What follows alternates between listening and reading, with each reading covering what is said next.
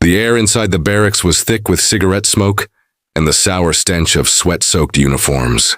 A rowdy chorus of laughter erupted, bouncing off the concrete walls, echoing like the cruel chant of a mob. The sound wasn't joyous. It wasn't friendly. It was the laughter of mockery, the kind meant to wound, to cut deeper than any blade. At the center of it all, a woman stood still. A young black woman, her posture upright yet calm, her eyes unreadable. She was wearing nothing but a simple, everyday dress. Not a uniform, not a badge, not a single symbol of authority. To the soldiers crowding the hallway, she looked ordinary, fragile even, and because of that, they saw her as easy prey. "Hey!" one of the soldiers shouted, leaning against the wall with a smirk twisting across his face. "What's a pretty little thing like you doing here? Looking for your man? Well, maybe you're just here to serve drinks." The laughter grew louder, sharper. Fingers pointed at her. Some soldiers nudged each other, whispering crude remarks. Others didn't even bother whispering at all. Maybe she got lost on the way to the bar. Another jeered, his words slicing through the noise. "You sure you're not one of those women waiting tables for drunks? I mean, look at her, she doesn't belong here." The chorus of mockery turned vicious. Words piled on top of words, overlapping insults, each one trying to outdo the last. Their boots stamped against the concrete, the sound almost rhythmic like a cruel drumbeat of humiliation. She stood in silence, her hands clasped loosely in front of her. Her expression did not change. Her face betrayed nothing. No anger, no shame, no defensiveness. Just an unreadable calm.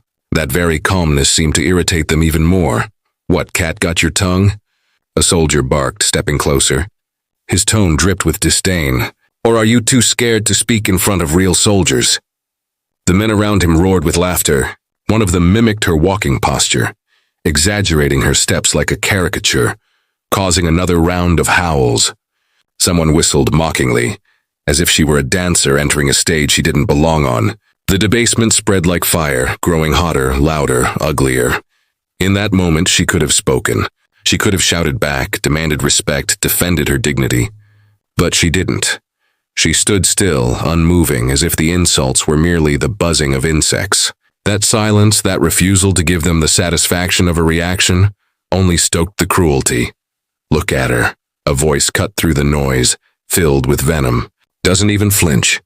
She's probably dreaming of being a soldier, but she'll never make it. Women like her don't last a day here. This is a man's world." The words hit the air like poison, and the laughter that followed was even darker. A tide of contempt that washed over her like acid. The scene was a spectacle. A woman alone, surrounded by a wall of men, uniformed, arrogant, intoxicated by their own sense of superiority. They believed themselves untouchable. They believed their rank and their numbers gave them the right to ridicule her, to strip her of dignity in front of everyone. She remained motionless, her chin lifted ever so slightly, her eyes scanning the room, not with fear, but with something colder, something sharper. But they didn't see it. They couldn't see it. To them, she was invisible, powerless, an intruder in a world they thought belonged only to them. "Maybe she came looking for her brother," another soldier sneered, spitting the words like venom. "Or maybe she's just here to flirt with the boys." "Which one is it, sweetheart?" The laughter swelled again, ricocheting off the walls, wrapping the entire barracks in a cloak of humiliation. Every cruel word was a blade, every sneer was a cut, and still she stood there, calm, unmoved, her silence deafening. This was not just disrespect. This was ritual degradation, a performance of power, soldiers proving themselves not by courage or strength, but by tearing down someone they thought was beneath them. And as the scene unfolded, one truth became painfully clear. This was not going to end with kindness, because humiliation never satisfies cruelty. It feeds it, it makes it grow. And in that moment, the barracks became an arena of ridicule, the soldiers circling like predators, and she the target of their collective scorn. But what none of them knew, what none of them could even imagine, was that the silence they mocked was not weakness. It was patience. It was calculation. It was the calm before the storm. And when storms break, they do not whisper. They roar. The camera of imagination lingers on her face, expressionless, calm, untouchable, while the soldiers jeer and howl like hyenas around her. The audience watching feels it, the sting of injustice, the rising heat of indignation. Rage builds in the chest of the viewer, because they know something the soldiers don't. They know that beneath the plain dress, behind those steady eyes, stands not just a woman, but the youngest captain of the special forces. A warrior with power they can't comprehend, and while they laugh, the audience waits. Waits for the inevitable, waits for the moment the laughter will die in their throats. Waits for justice to strike, but for now, there is only the sound of their laughter. Cruel, echoing, deafening. The hook is complete, the stage is set, the humiliation unbearable, and the silence of the woman becomes the most powerful weapon in the room. The laughter didn't die quickly. It grew. What had started as a handful of jeers became a storm of mockery, rolling through the barracks like thunder. The woman stood at the center of it all, still silent, still steady, but the soldiers were relentless. Their eyes burned with arrogance, their mouths dripping venom disguised as humor. One leaned forward from the back row, voice carrying across the room. Look at her. She thinks she's tough, standing there like she belongs. Maybe she's here to scrub the floors. That's about the only uniform she'll ever wear, an apron. The words ignited another round of laughter, harsher this time. It wasn't just sound. It was a collective sneer. A chorus of contempt that pressed down like weight on her shoulders. Every chuckle carried the same message. You don't belong here. Another soldier stepped closer, his face twisted in a grin that was more wolf than man. He gave her a slow, exaggerated once-over, his eyes scanning her not like a human being, but like a piece of property to be evaluated and dismissed. Tell me, he drawled, what's a girl like you going to do if a war breaks out? Paint our nails? Bring us tea? Roars of laughter followed, soldiers slapping each other's backs as though the insult were a punchline worthy of applause. Their eyes gleamed with a kind of sadistic delight, the pleasure of seeing someone cornered, surrounded, stripped of dignity. A third soldier leaned against the doorway, his arms folded, his voice dripping with disdain. She's probably here hoping to catch herself a husband. Don't waste your time, sweetheart. None of us want a weak woman who thinks she can play soldier. You're better off going back to the kitchen. The words landed heavy, cruel, deliberate. They weren't just mocking her. They were defining her, reducing her existence to cliches and stereotypes designed to cut her down. Around them, the room smelled of sweat and smoke, the stench of testosterone-fueled bravado filling the air like poison. Her silence remained unbroken. She didn't lash out, didn't snap, didn't cry. She simply stood, and it was that silence, that refusal to flinch, that only fueled their cruelty further. Because to them, silence wasn't strength. Silence was weakness, and weakness was blood in the water. One soldier stepped directly into her path, blocking her way. He leaned so close she could feel the heat of his breath, bitter with tobacco. His grin widened, and his voice dropped to a whisper meant to be heard by everyone around them. You know what you look like to me? A barmaid who wandered too far. Tell me, are you lost?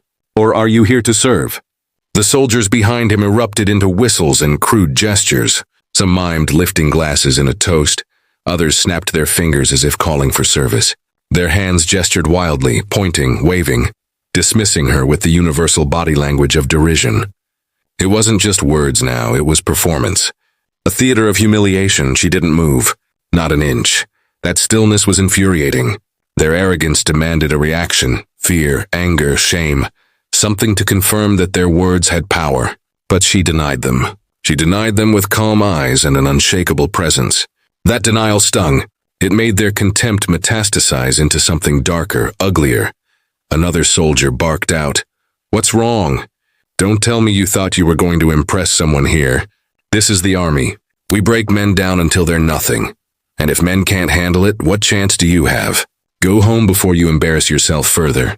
The group laughed harder, their eyes flashing with the thrill of dominance. One spat on the ground near her feet, a gesture of pure contempt. Another, seated on a bench, leaned back and folded his arms, smirking as though her very presence amused him. He didn't even need words. His posture said it all. You're beneath us. And yet she stood. It was in the eyes of the soldiers where the venom truly lived. Narrowed glares, raised brows, mocking smirks. All of them a language of hatred written across their faces. Every glance was designed to cut her down, to remind her of the invisible line she was crossing by simply standing there. They stared at her as though she had trespassed into sacred ground, as though her existence was an insult to their world. Their body language was louder than their voices. Some leaned forward, predatory, as though closing in on prey. Others reclined, smug, as though they already owned her humiliation. Fingers pointed like daggers, shoulders shook with cruel laughter, heads shook in mock pity. It was a choreography of derision, a dance of degradation, and she was its unwilling centerpiece. For the audience watching this unfold, the indignation is unavoidable. Every jeer is a slap in the face. Every sneer is a knife to the gut. The viewer feels the injustice tightening like a fist around the throat, forcing empathy to rise like bile. Because who hasn't been underestimated? Who hasn't been mocked, ridiculed, dismissed simply for being who they are? The audience sees themselves in her. They feel her isolation, her silence, her calm in the face of humiliation. They feel the anger build, not just for her, but for every injustice they've ever endured. And the soldiers? They're not faceless. They're the embodiment of arrogance, of systemic contempt, of a culture that thrives on belittling anyone who dares to stand against it. Their words aren't just insults. They are weapons forged in centuries of machismo. They are every stereotype hurled like stones. They are every sneer that has ever told someone they are less. The woman stands still, silent. And in that silence, the indignation grows, not just in her, but in the hearts of the audience. They want her to speak, to fight, to tear the arrogance from their lips. But she doesn't yet. That waiting, that unbearable patience is what makes the indignation burn hotter. Every moment stretches like a taut rope. Every insult adds weight. The tension grows unbearable, the injustice suffocating. The soldiers think they are winning. They think their words are cutting her down. They think they are proving their strength. But the truth is different. The truth is this: every insult is a brick, and brick by brick they are building their own downfall. The audience doesn't just want revenge, they need it. They crave the moment when silence will shatter, when arrogance will collapse, when the sneers will turn to fear. The indignation has been crafted, sharpened, honed into a blade that is ready to strike. For now, the soldiers laugh. For now, the contempt fills the air like smoke. For now, the humiliation seems complete. But the audience knows better. They feel the storm coming. They know that every sneer, every laugh, every dismissive glance is fuel. And when the fire finally ignites, it will consume them all. The laughter didn't fade. It mutated. What began as crude jokes had now taken on a rhythm, a vicious momentum, like a fire being fed dry wood. Every insult became sharper, every jeer louder, every sneer more exaggerated. The barracks were alive with mockery, the air vibrating with contempt. The woman stood alone in the center, a calm island in a storm of hostility. But that calmness was not protection. It only made her stand out more, a single point of silence surrounded by a wall of noise. The soldiers circled her with their eyes, tightening their formation without moving a muscle. The camera of the imagination zooms in. Fingers jab at her direction, sharp, accusing. Hands clap against thighs. Boots stomp against the concrete floor in time with the laughter. Shoulders shake violently with amusement, and mouths split open in sneers wide enough to expose teeth, like animals baring their fangs. "Look at her face," one soldier cackled, his voice cutting above the rest. "She doesn't even know what's happening. Like a rabbit in the headlights," another pointed, his fingers stiff and trembling with mockery. "Maybe she's waiting for someone to save her." "Poor little girl, all alone in the big scary barracks," the group roared, their voices layered over one another, overlapping until the words were indistinguishable. The noise was no longer individual insults. It had become a single, suffocating roar, a mob's chorus echoing off the walls. The camera tilts downward, catching the soldiers' boots shifting against the ground. They inched closer, not in unison but with a creeping rhythm, as if hunger itself pulled them forward. Each step was casual yet predatory, a slow tightening of the noose. From above, the scene resembled a stage. One woman at the center, dozens of men around her, every gesture exaggerated, every expression twisted with arrogance. Some leaned back on benches, arms crossed, smirks carved into their faces. Others leaned forward, elbows on knees, staring at her like spectators at a cruel sport. Every angle radiated one message: "You are alone and we are many." The laughter turned uglier. One soldier slapped the shoulder of the man beside him, nodding toward her. "I swear she looks like she's about to cry." The man shook his head with mock pity, placing a hand over his heart in feigned sympathy. "Poor thing. Don't cry, sweetheart. We're only having fun." His words dripped with poison, the kind of cruelty that hides behind a mask of playfulness. And when he finished, he winked, not at her, but at the audience of soldiers, as if she were not even worthy of acknowledgement, only a prop in their twisted performance. The camera cuts closer, faces contorted with laughter, eyes narrowing into slits of disdain, mouths wide and glistening with derision. Each expression, each glance was a dagger. Together they were an arsenal. A soldier cupped his hands around his mouth and shouted, "Smile for us, darling. Come on, you'll look prettier that way." The barracks shook with a fresh wave of howls. Soldiers slapped their knees, stomped their boots in rhythm, whistled, jeered. The cacophony was unbearable, a wall of sound pressing against her like physical force. The camera swings low, rising up slowly from the floor. It frames her silhouette against the crowd. One solitary figure, shoulders squared, chin steady, standing firm in a sea of derision. The contrast is brutal. Around her, chaos. Within her, silence. The soldiers noticed it too, the stillness, the refusal to react. And that refusal was gasoline on their fire. "What's the matter?" one soldier demanded, his grin sharp as a blade. "Cat got your tongue? Or are you too scared to speak in front of real men?"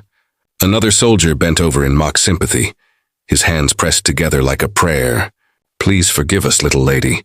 We forgot you're delicate. Should we get you some flowers? Or maybe a chair to sit on while the men do the real work?" The barracks exploded in laughter. The sound ricocheted off concrete and steel, filling every crevice, bouncing into the bones of anyone listening. The noise was overwhelming, suffocating, meant to drown her in shame. The camera lingers on her eyes. They do not flicker. They do not waver. They remain calm, steady, unblinking. But around her the storm raged on. Every soldier fed off the next. One man mimicked her walking posture, swinging his hips in an exaggerated mockery, sending his comrades into fits of laughter. Another raised an imaginary tray in the air, pretending to serve drinks. The mocking gestures spread like wildfire.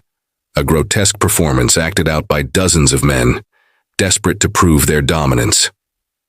From the outside, it looked like madness, a crowd of trained soldiers devolving into hyenas circling prey. And in that madness, the audience watching felt the tension crawl up their spine. They felt the suffocating isolation, the helplessness of being one against many, because this wasn't a battle of fists or weapons. This was psychological warfare, humiliation used as a weapon sharper than steel, and she, standing alone, bore the weight of it all. The camera pans across the room, capturing the angles, sneering faces lit by harsh fluorescent light, shadows stretching across the walls like the claws of predators. The imagery is relentless. Pointing fingers jab at the air like spears. Shoulders shake violently with laughter. Eyes gleam with the cruelty of men who believe they are untouchable. The audience feels it. Rage clawing at the chest, indignation boiling in the gut. Each insult is not just directed at her, but at anyone who has ever been underestimated, mocked, belittled. The tension is unbearable. The camera cuts to a wide shot, the lone woman in the center of the frame. Small yet unshaken, surrounded by a storm of contempt. Every laugh, every sneer, every arrogant glance is aimed directly at her. She is not just outnumbered, she is encircled. She is a target, and still she does not move. That calmness, that silence is what makes the tension unbearable. The soldiers cannot stand it, cannot comprehend it. To them, silence is weakness.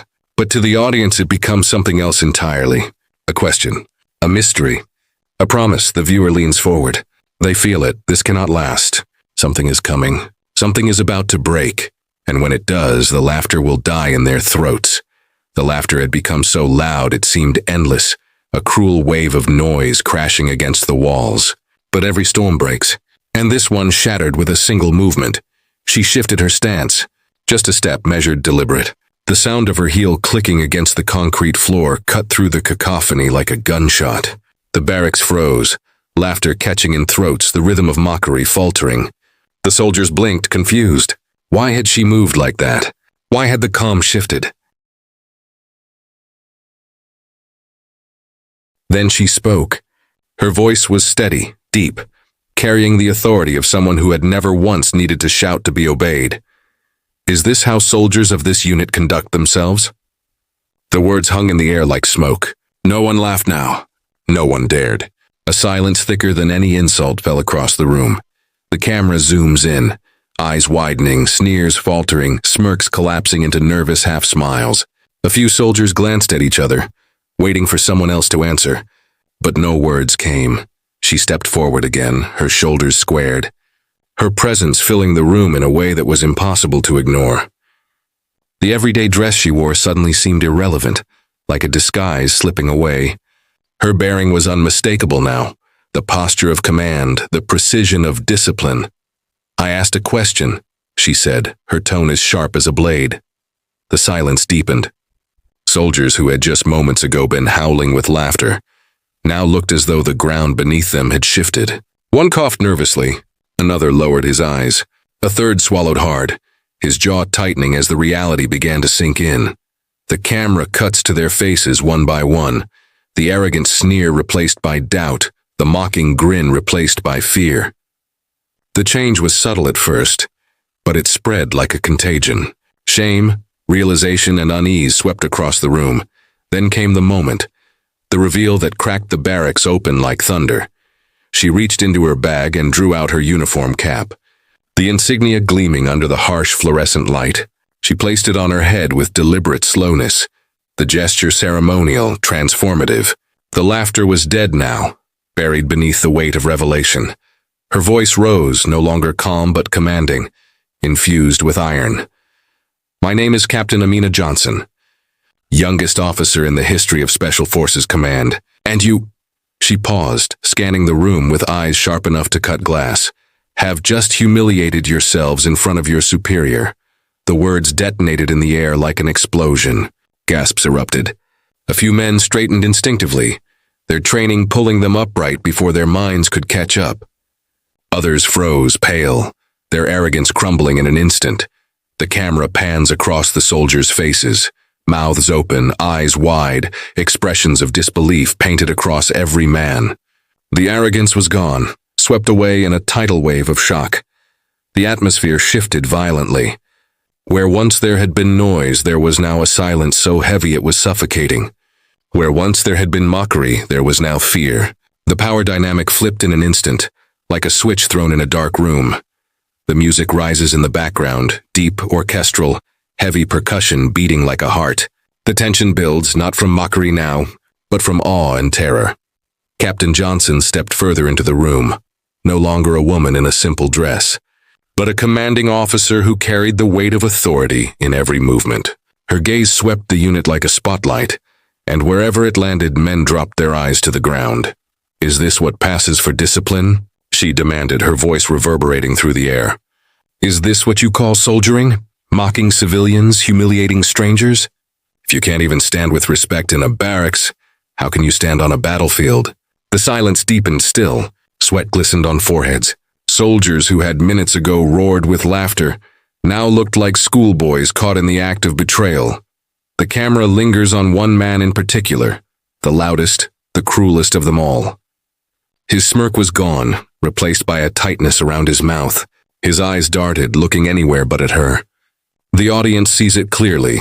The predator has become the prey. Captain Johnson did not need to shout. Her voice carried effortlessly, slicing through the air with authority honed on the battlefield. The revelation wasn't just about her identity. It was about power, a power that had been there all along, cloaked in silence. Waiting for this moment, the music swells, violins rise, drums pound, the atmosphere cinematic, electric. The audience feels the shift in their bones. The mockery is over. The game is finished. And then another detail seals the moment. She removes a small folder from her bag, tossing it onto the nearest table. Papers slide across the surface, covered in military insignias and mission reports stamped classified. The soldiers' eyes widen again. They recognize it instantly. Special Forces briefings, documents they had no right to see. This, she said, her tone now cold steel, is what real soldiers fight for. Not laughter, not arrogance, not cruelty, war, discipline, honor, and you, she jabbed a finger at them, her eyes narrowing, are unfit to wear this uniform until you learn what those words mean. The room was silent enough to hear breaths catch, hearts pound. The transformation was complete. The camera cuts wide, her figure central, elevated by presence alone, the soldiers shrinking around her, shadows of shame etched onto their faces. The audience feels it. The catharsis, the release of tension, the satisfaction of seeing arrogance crushed beneath truth. The humiliation that began the scene had flipped. Now it was the soldiers who burned with shame. Their mockery turned to ashes in their mouths. They had laughed at her. They had pointed. They had mocked. And now, every jeer was a blade turned back against them. The revelation was not just shocking. It was devastating. The atmosphere had changed forever. And for the soldiers, one truth was inescapable. They had mocked their commanding officer. The youngest Special Forces captain in history, a legend in the making, and they would never forget it. The camera fades on her face, calm, commanding, untouchable.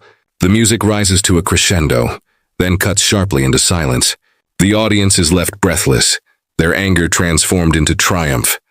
The storm has broken, the tables have turned, and the war has only just begun.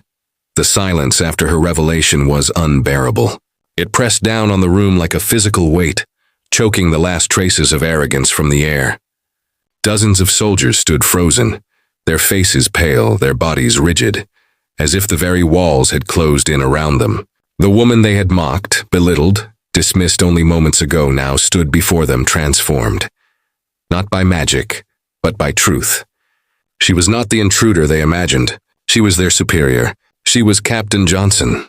Her eyes swept across the room, sharp and deliberate, pinning each soldier in place. Wherever her gaze landed, men dropped their eyes like children caught stealing. The confidence that had once animated their faces was gone, replaced by shame, fear, and something even deeper. Respect. Unwilling but undeniable. Then, with the calm of a battlefield commander, she spoke, "Line up now." Her tone was flat, precise, carrying no need for volume. Authority lived in the syllables. Authority did not ask, it commanded. For a moment no one moved. Hesitation rippled through the unit. The very same men who had laughed in her face stood in stunned paralysis, their boots rooted to the ground. The hesitation was born of disbelief. How did this happen? How had the prey become the predator? "Did you not hear me?" she said, her voice dropping lower, colder. Form, the line. The camera zooms in on their faces. One soldier's throat bobs as he swallows hard. Another shifts uncomfortably, his boots scraping against the concrete. Finally, like dominoes falling, the men snapped into motion. They stumbled into formation, shoulders squared, feet aligned. Though not with the crisp precision of discipline, their movements were sloppy, uneven, betrayed by trembling hands and eyes that refused to meet hers. She paced before them, the click of her heels echoing like a metronome of power. Every step was deliberate, every turn sharp, the kind of walk only years of military training could produce. The contrast was brutal, her composure flawless, their posture crumbling under the weight of their shame. "You think this uniform makes you men?" she asked, her voice slicing the air like a blade. "You think arrogance makes you soldiers? Discipline makes soldiers. Honor makes soldiers. And right now, none of you deserve the uniforms on your backs." The words struck harder than fists. The soldiers flinched, their shame visible in every twitch, every shift, every drop of their gaze.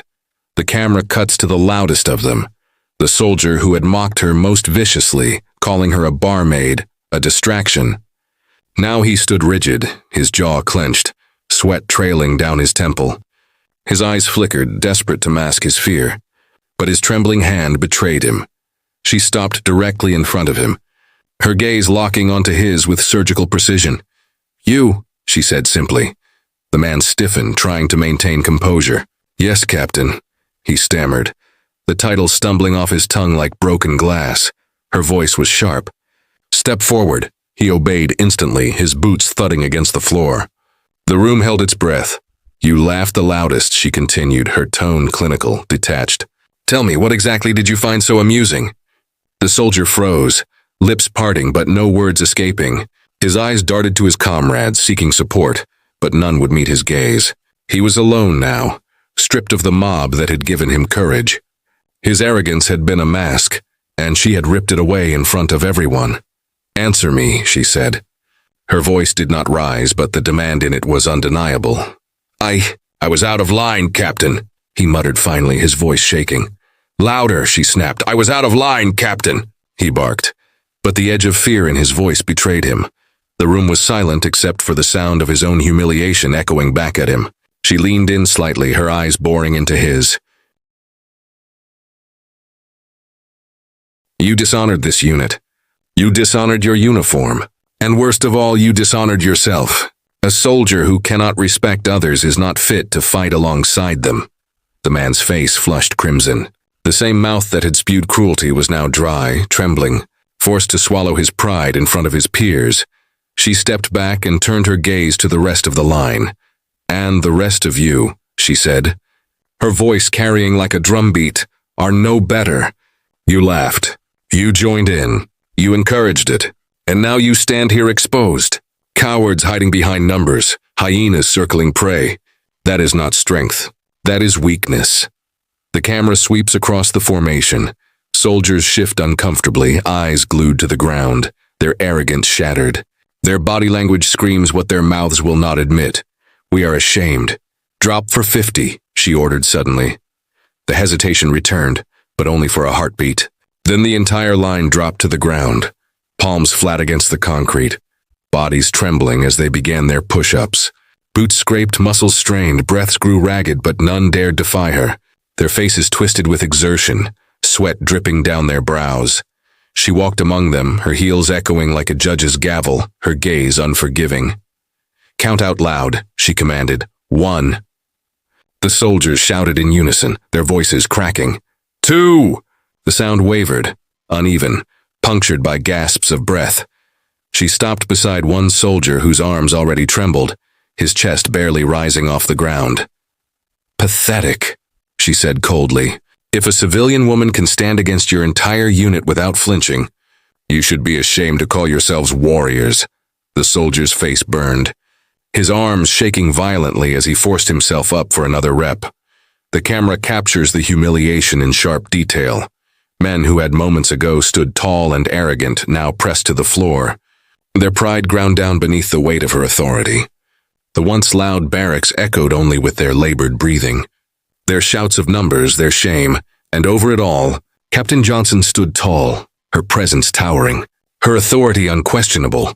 50, they gasped at last, collapsing into the dust and sweat of the floor. "On your feet," she ordered. They scrambled up, breathless, disheveled, uniforms damp, faces flushed. Not one dared meet her eyes. She let the silence stretch again, longer this time, letting the sting of humiliation sink deep into their bones. The audience watching feels it too. The satisfaction of justice, the reversal of power complete. Her final words were quiet, almost a whisper, but sharp enough to cut through the marrow of every man in the room. "Remember this moment. Remember the shame you feel right now, because it is the last time I will tolerate it. Disrespect me or anyone else again, and I will break you." No one moved. No one spoke. The soldiers who had laughed, jeered, and mocked stood stiff and silent, their arrogance crushed, their power stripped away. The reversal was complete. The predators had been reduced to prey. The mob had been silenced by a single voice, and Captain Johnson stood above them all, not just as a soldier, but as a force of nature. The barracks no longer echoed with laughter. The storm of mockery that once filled every corner had died, leaving only the ragged sound of breathing, the faint creak of boots as men struggled to hold their composure. The air felt different now, heavier, sharper. It wasn't just silence, it was submission. Captain Johnson stood at the center, tall and immovable, her presence radiating like a force field. Moments ago they had pointed at her, laughed at her, reduced her to nothing. Now every soldier's eyes avoided hers, their heads bowed ever so slightly, their pride dissolved into the concrete floor beneath their boots. The transformation was complete. She had not struck them. She She had not shouted. She had not begged for respect. She had taken it, stripped it from their hands without raising her voice, without lifting a finger. That was the vengeance. Not revenge through violence, but through dominance. Calm, measured, undeniable. The camera zooms in on their faces. The man who had jeered the loudest now stares at the floor, his jaw clenched, shame carved into the lines of his face. Another shifts nervously, the swagger gone from his posture. His chest no longer puffed out, but caved slightly inward. Their eyes, once filled with arrogance, now hold something else entirely. Fear, awe, respect they could not deny. She walked slowly across the room, each step echoing like thunder in the silence. The soldiers stiffened instinctively as she passed, their spines snapping straight, their hands twitching toward their sides as though the weight of her authority commanded discipline from their very bones. Her voice broke the silence. Not loud, not aggressive, but sharp and resonant, the kind of voice that cuts deeper than any shout.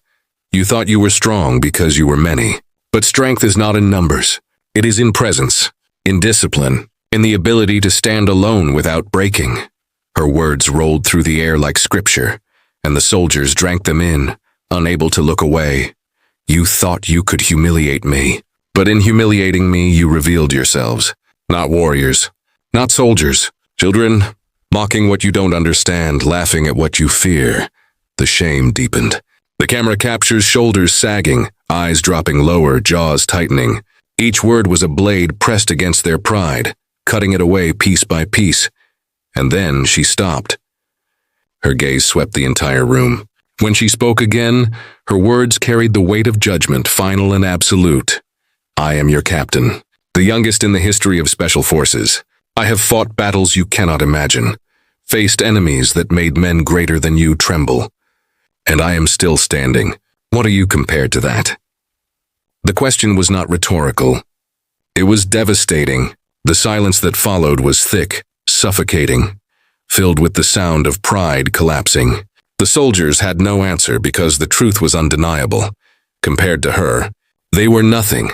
The camera cuts to a wide shot, her figure central, glowing in the stark light. The men around her shadows diminished, broken. The atmosphere is cinematic, operatic. The moment no longer a barrack scene but a stage for epic revelation.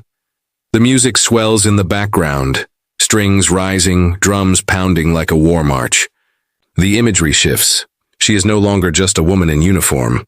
She is a symbol, the embodiment of strength, the very definition of power. One soldier, the same man who had spat near her feet earlier, finally breaks. He steps forward, his movements stiff, mechanical, his face pale. He raises his hand to his temple in a salute.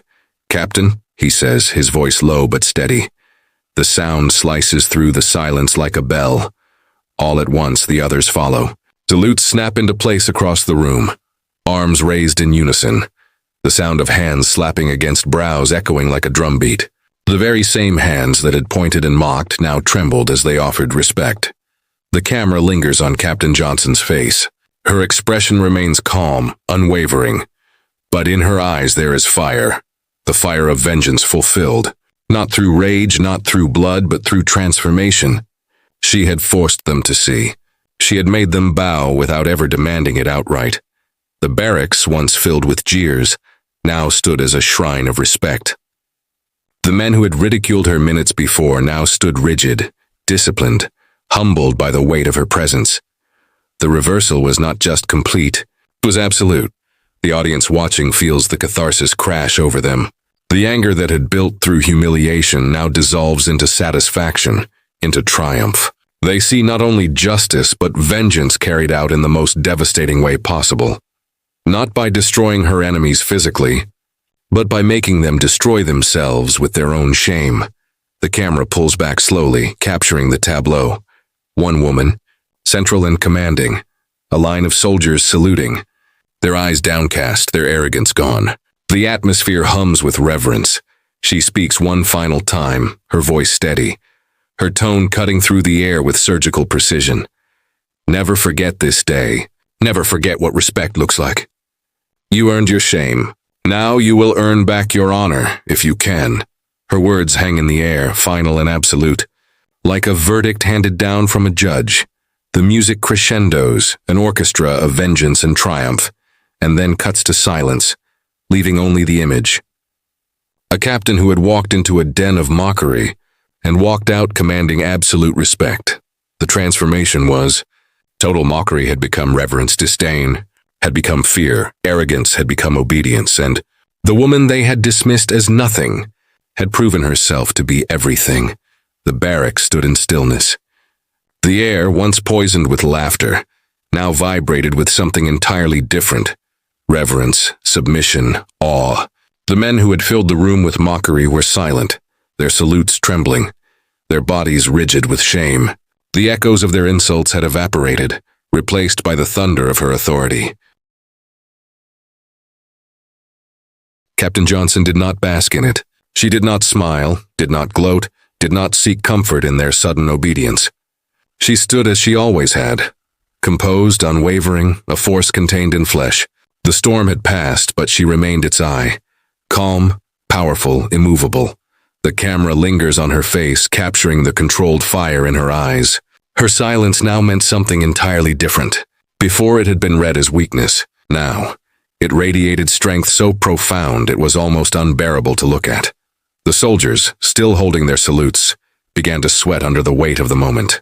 Their pride had collapsed. Their arrogance had died. In its place stood the raw truth. They had underestimated her, and in doing so had destroyed themselves. She let the silence stretch, longer and longer, until it became unbearable. Not one man dared lower his arm. Not one man dared breathe too loudly. The barracks that had once roared with contempt now bowed beneath the pressure of her command. Finally, she spoke. Her voice was calm, low, but it carried the weight of iron. You thought humiliation would break me. Instead, it forged me. The words sliced through the silence, branding themselves into the air like fire. A few soldiers flinched as if struck. Others swallowed hard, their throats dry, their faces stiff. She stepped forward, her boots clicking against the concrete, the sound punctuating the weight of her words. Respect is not given. It is taken. And today I have taken it from you, not from me, but for every woman you ever doubted, every soldier you ever mocked, every comrade you failed to honor. The camera zooms in on the faces of the soldiers, their eyes wide, their brows furrowed in shame. They had been stripped bare, left with nothing but the sting of her truth. She stopped in the center of the room again, turning slowly to face them all.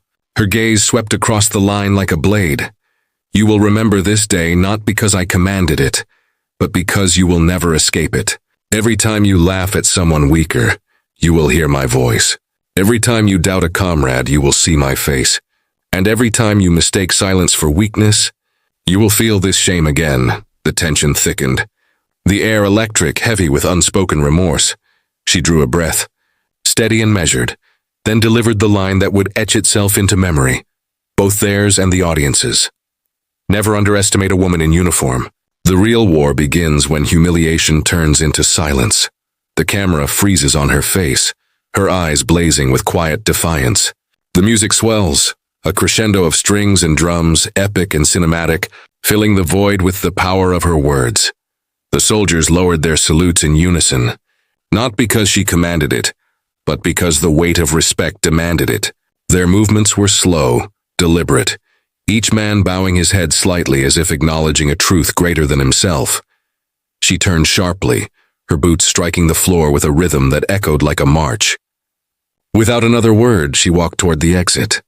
The soldiers stood frozen, their eyes following her every step, their silence the loudest confession of all.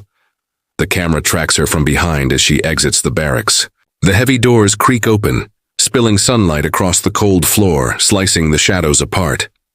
Her silhouette fills the doorway, tall, commanding, untouchable, and then she is gone. The camera lingers on the soldiers left behind. Their faces are pale, eyes haunted, as though they have seen not just a superior officer but a revelation.